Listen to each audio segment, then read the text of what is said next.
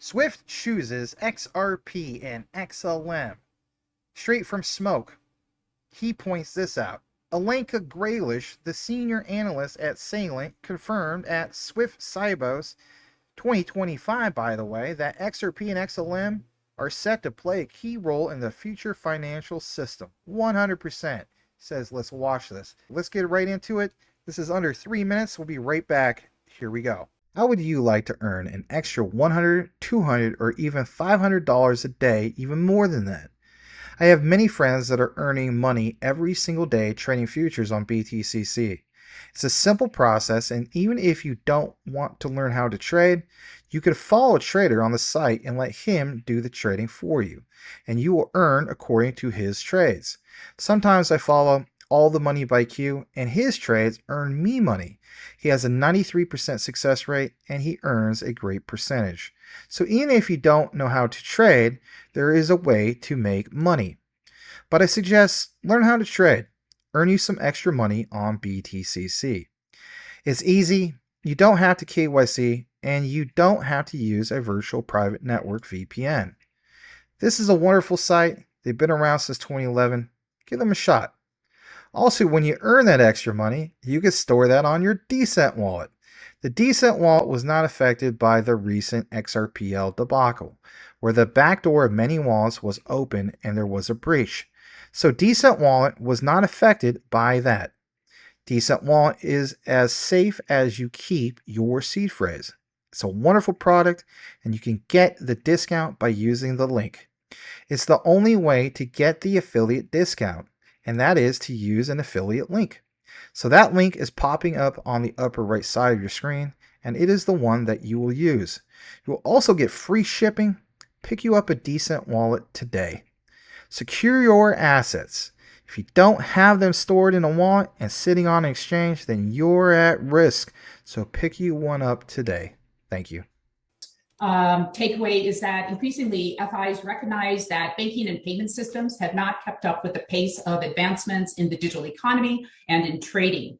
E-com operates 24/7 cross-border relatively inexpensively. Trading, the front office is automated, there's low latency. Then you switch gears, banks operate still typically in terms of batch processing, store and forward, and payments, messaging, clearing, and settlement are often decoupled and can take days. This dichotomy is just unsustainable. And in response, we're seeing and hearing at SIBOS how a number of FIs and FI-backed consortiums are harnessing blockchain, smart contracts, digital assets to align the performance of banking and payment systems with those of the digital economy. The second takeaway, I'd say, is that the Internet of Value is beginning to crystallize. And let me start with a framework. Let's think of the old industrial flywheels that take a lot of energy to make a half turn and a full turn. But once they start turning, there's momentum and it's hard to stop them. So let's overlay adoption of blockchain and digital assets. They've proven value. So part of the first turn, feasibility, certainly. And now we're seeing these use cases get into the bottom of that first turn, economic viability. And there's some exciting initiatives we heard about at SIBOS around interbank payments, delivery versus payments, for example, correspondent banking, messaging, cross-border, interbank, intrabank, intra-company, and importantly, when we get to the ESG, the S part, remittances. So lots of interesting energy there. And we're seeing cryptocurrencies like XRP, Stellar Lumens, and stablecoins like USDT playing an important role in getting that wheel to turn and deliver the Internet of Value. Also, the introduction of central bank digital currencies will accelerate the mainstreaming of digital assets. I'd say my third, coming to the crown jewel here, cryptocurrencies are gaining legitimacy as a new asset class. When the Bitcoin paper first came out, it was going to be the missing link, the Internet of Value, a medium of exchange. But as we know, Bitcoin failed as a medium of exchange for legal activities. Then the pivot was to blockchain, distributed ledger technology as the new disruptor. Now we're seeing Bitcoin as in the lead as a new digital asset class, which has profound implications. It's been initially driven by retail investors. Now we're seeing institutional investors enter the game. And with institutional investors, you get more sophisticated demand. And that certainly is going to accelerate developments in decentralized finance. Think about what she just mentioned, this lady, Alenka Grealish. I mean, for one, she mentioned 3 times Internet of Value. even Quant recently in my previous video from the other day, didn't we not mention the whole compare and contrast of Gilbert Verdian, a quant network, talking about the institutional Internet of Value. Brad Garlinghouse, Internet of Value. Monica Long, Internet of Value. But now to have Stellar, part of this whole mix of the Internet of Value. This is why XLM is always included with these case studies, whether it's from Harvard and so on, in the same boat with XRP. And that in itself is very, very bullish. QNT and XRP have always been tied for my number ones for my portfolio, but XLM has always been my number two moving forward. And for a lot of you guys, maybe XLM is your number one. And that's awesome. As I take you further into this, and please give Smoke a follow. He deserves your follow. He can be followed over at SMQKE DQG. A little more emphasis on Alenka Grealish. Why is that? Well, like it says here, she's part of a thing called Emerging Tech Intelligence and Advice, and she was also an ex-BCG person. Yes, Boston Consulting Group. This was posted roughly 2 weeks ago, and I like the highlight that she mentions because it points out the whole thing of agentic AI, the moving parts, and commerce, how they all come together. And it says here from her, at Microsoft Build 2025, Satya Nadella and other senior executives articulated the whole thing of a strong vision on an open agentic web and a comprehensive overview, of their agentic AI build out. She has a snapshot on this, and again, look at the visual here. So bottom right hand corner from this LinkedIn page posts out basically Salient, right? A part of global data. Looking around the corner, like it says, Microsoft all in on agentic AI. She posted this originally July 14th.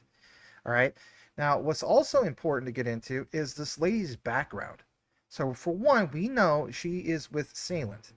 She's a lead with Emerging Tech Intelligence and Advisory Services from 2017. And again, if you've seen my other couple of videos, we pointed out so much emphasis on 2017. Actually, the last one that came out this morning. So again, 2017, a little over 8 years, right? She's had background with Salient. But again, back to Boston Consulting Group. I mean, this lady understands the business, to say the least, right? 2008 to 2017, roughly about 9 years she was with Boston Consulting Group. How many times on this channel have we cited Boston Consulting Group? Even before then, September 2001, 2008, SVP, head of banking practice. So, I mean, for people wondering, oh, I don't really understand her connection to banking, especially SWIFT and all of this. Who better than somebody like this that's had basically over 20 plus years of experience? And as you see here, 1989 to 2000, my goodness, Boston Consulting Group, research and analysis leader. And of course, her robust background, her education, University of Chicago Booth School of Business, again, finance, concentrations in international business and statistics. I can relate to that. I majored in finance as well. So what do we also have here? Northwestern University, Bachelor of Arts. I mean, again, a really robust background for this particular lady. Now let's jump back to Smoke. Here's why. Okay, we're going to point out more of what's new. Today, August 4, 2025. He has XRP, the handshake with Visa. He has the examples. Let's jump into some of those examples. In the examples, I've blown it up a little bit bigger. It says that Visa granted its principal membership to cryptocurrency company, of course, Coinbase. And it says here, issued a debit card that lets users spend their own BTC, Ether, and XRP anywhere Visa is accepted. Shout out to Michael Cornwell in our community. He's pointed out for over 4 years now that you will swipe your debit card and not even know that it's tied to crypto. Isn't that the point? We don't need to know moving forward when it comes to mass adoption how it all works. Right now we do, if you're interested. But moving forward, for somebody like your great-grandmother, if she's alive, I mean, hopefully, shout out to you guys with great-grandmothers, or your grandma, or whoever, right? That's not the point. It's whoever.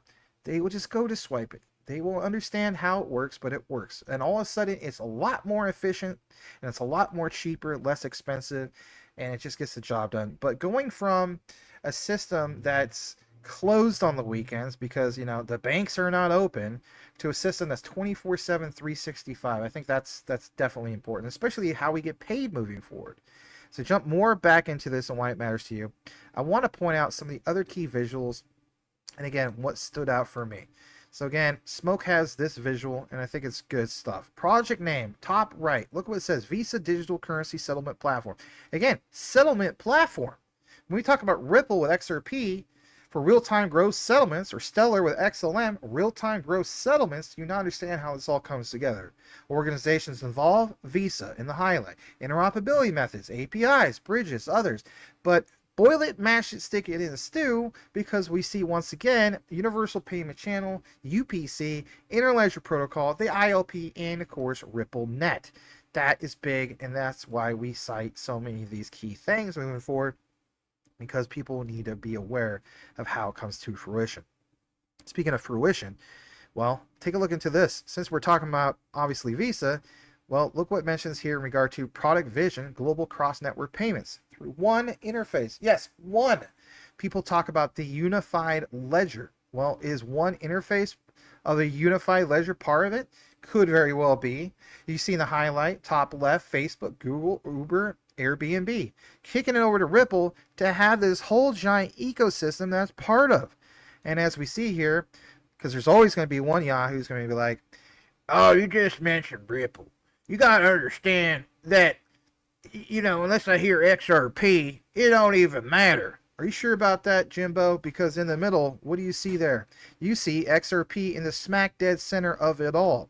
So with that said, yes, it does mention XRP, and it doesn't just cite what you see here from Ripple. You see the automatic clearinghouse, you see Alipay, and for example, you also see what is Visa part of the mix, and of course PayPal, because at the end of the day, you have Ripple liquidity service, and that's what matters. As we take you further into this citation comes from Smoke. Visa commercial showcases seamless interoperability between peer-to-peer payment apps. PayPal to Zelle, Cash App to Venmo. Remember Jed McCaleb a long time ago pointed out that basically Stellar is going to be like a next era of Cash App or a Venmo? Yeah. Do you not see how this is all coming to full fruition? And this other part, interoperability is the future. Let's watch this. So we're going to play this. This is 1 minute and 10 seconds. We'll be right back for more. Here we go. Visa Plus helps you pay and get paid more easily. There are many choices when it comes to payment apps, but having to choose between multiple apps with multiple balances could be yesterday's problem. Because with Visa Plus, you can set up one pay name in your preferred wallet and pay or get paid by friends, family, or acquaintances from whichever participating app they use. So when Lisa and her colleagues go out to lunch, Lisa pays the bill. And because their payment apps support Visa Plus, Lisa simply shares her Visa Plus pay name, which allows her colleagues to pay her back using their app of choice. No need to switch between payment apps. No additional app downloads or account setup required. No awkward follow-up texts. Easy. Since Lisa received all of the money from lunch into one app, she has the money on hand for when she needs it. So when Lisa goes to buy a bike from Michael, Michael doesn't have to worry about which payment app Lisa uses. He simply sends Lisa his Visa Plus pay name and receives payment on his preferred app. No need to provide personal info like his phone number or email. Easy and safe.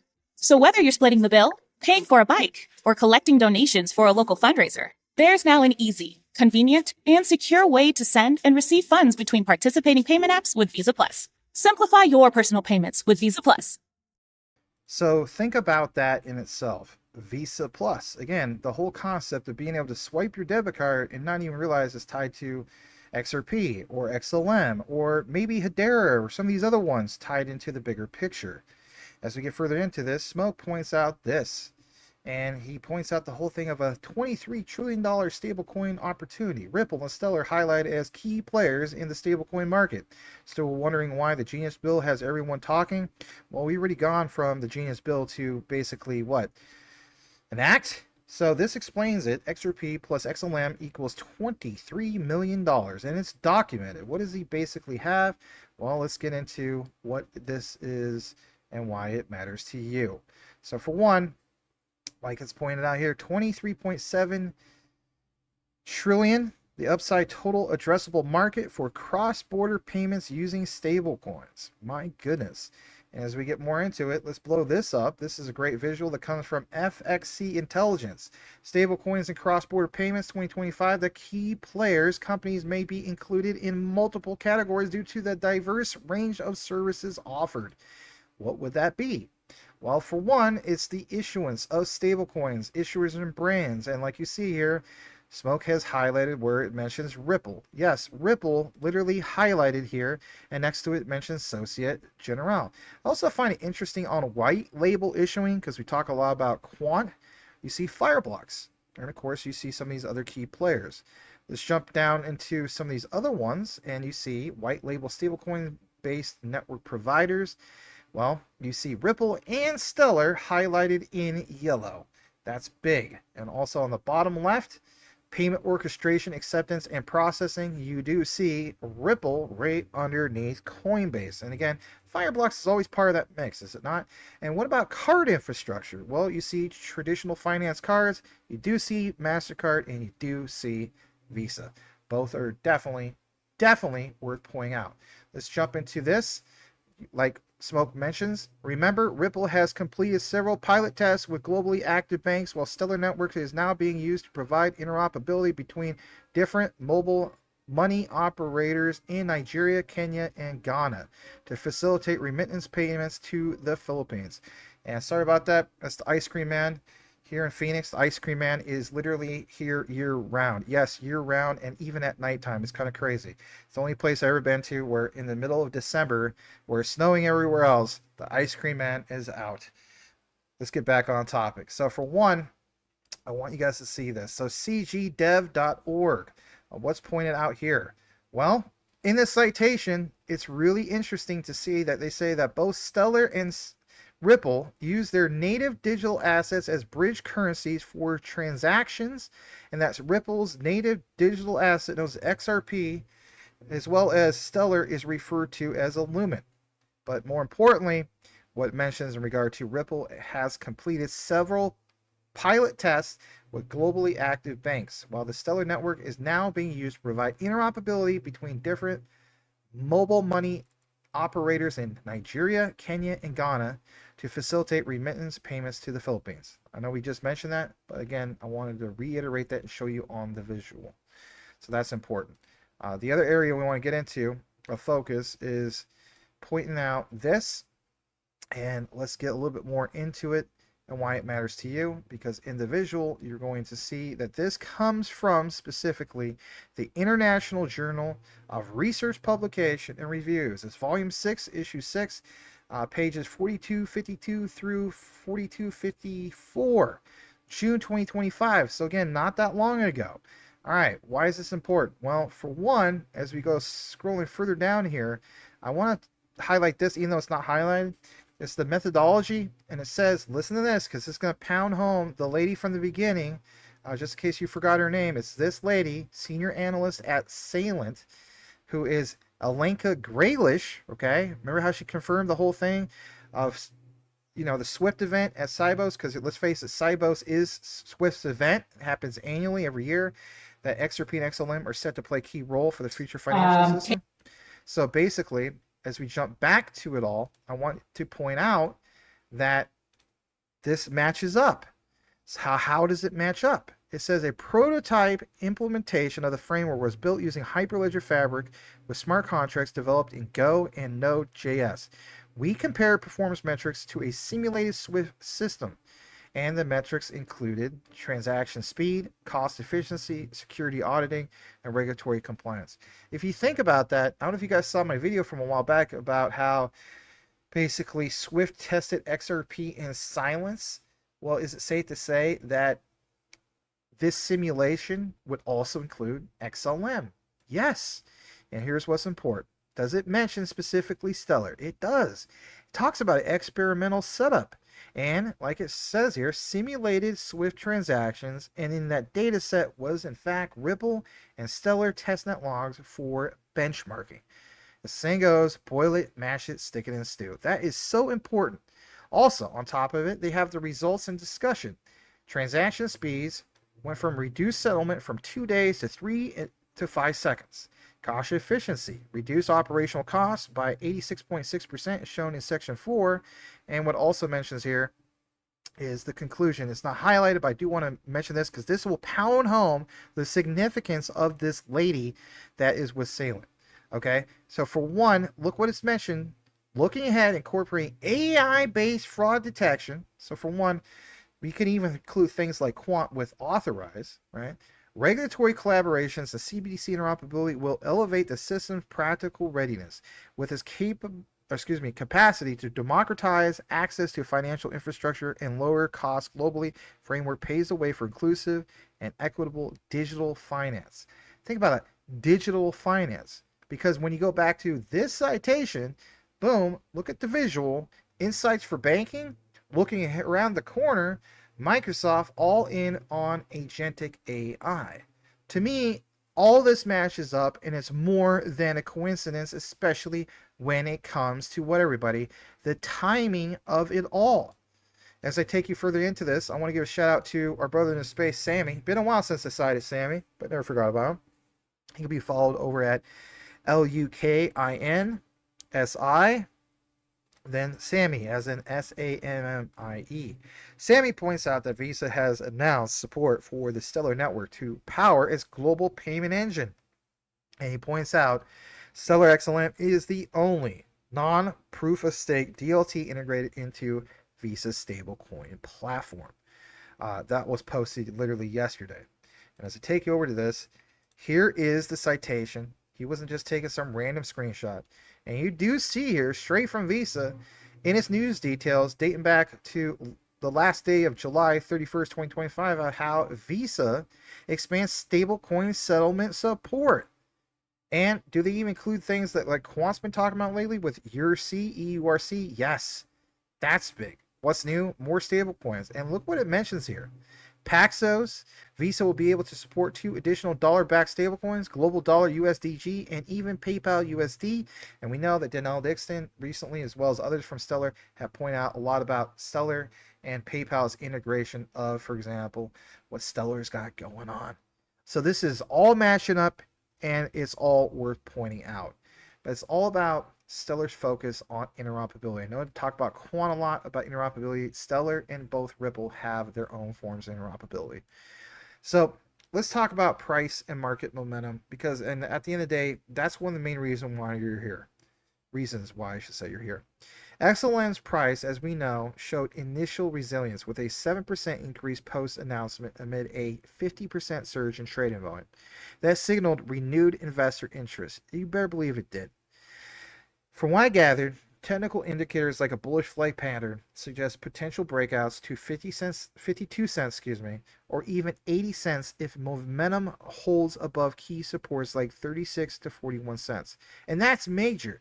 If we were able to hit 80 cents, we're not going to be that far away from the all-time highs for Stellar XLM. However, we have to note muted immediate reactions attributing to broader market volatility. And basically, it's the fundamentals that point to the upside as adoption grows. Now, there's a lot of sentiment, not just with you guys on YouTube, but even on X, about how they feel bullish, a lot of us, on Stellar, with posts even calling evidence of a fundamental shift. How many times have I talked about the shift of the switch? It's all about predicting XLM as a rock star asset. I think it is.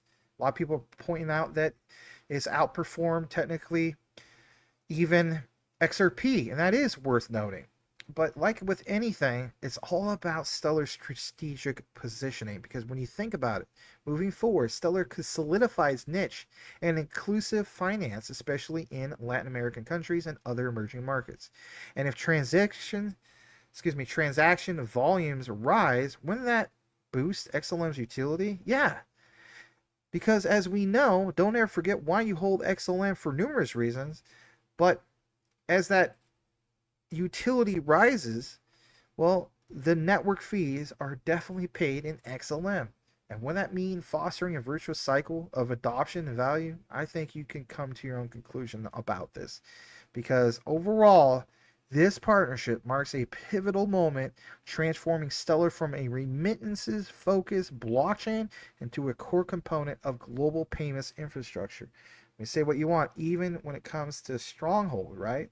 We know that's built on Stellar. That's major for them too, because they do focus on remittances. But main difference, main difference moving forward is they are a very, very low market cap cryptocurrency. So this isn't a stronghold SHX video, but I hold both. Do you hold both? So we're going to watch for further integrations and market reactions in the coming months. But everybody, that's a video. Glad to bring it to you. I think this is so major to always see that Stellar and Ripple are cited by Harvard, cited by World Bank, and obviously some of these other people that are connected to Salient or being highlighted over at SIBOS, which is hosted by SWFT.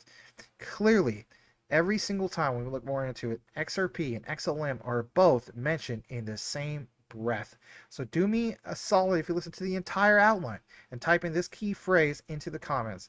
And that is XRP XLM for the win. And I'll know that you listen to the entire outline. As the saying goes, know what you have, know why you hold it. The research trumps FUD 110%. We will see you on the next one. May the Lord Jesus bless you all. Over and out.